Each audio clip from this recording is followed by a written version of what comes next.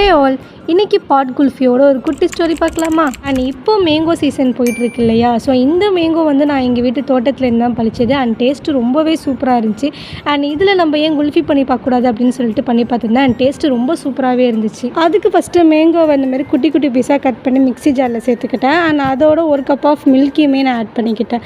And அதோட ஒரு table spoon நான் வந்து சுகர் ஆட் பண்ணிக்கிட்டேன். அண்ட் இதில் நீங்கள் வந்து மில்க் மேட் கூட சேர்த்துக்கலாம். டேஸ்ட் வந்து ரொம்ப சூப்பராகவே இருக்கும்.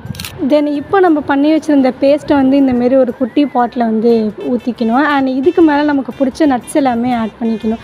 அண்ட் நட்ஸை நீங்கள் வந்து நிறையாவே ஆட் பண்ணிக்கோங்க. அப்போ தான் நம்ம சாப்பிடும்போது டேஸ்ட் வந்து ரொம்ப சூப்பராகவுமே இருக்கும் அண்ட் க்ரன்ச்சியாகவுமே இருக்கும். தென் இப்போ நான் இதில் காற்று போகாத அளவுக்கு மேலே ஃபுல்லாக கவர் பண்ணிட்டேன். அண்ட் இதை நான் வந்து ஒன் டே ஃபுல்லாக நான் வந்து ஃப்ரீசரில் வச்சு எடுத்துட்டேன்.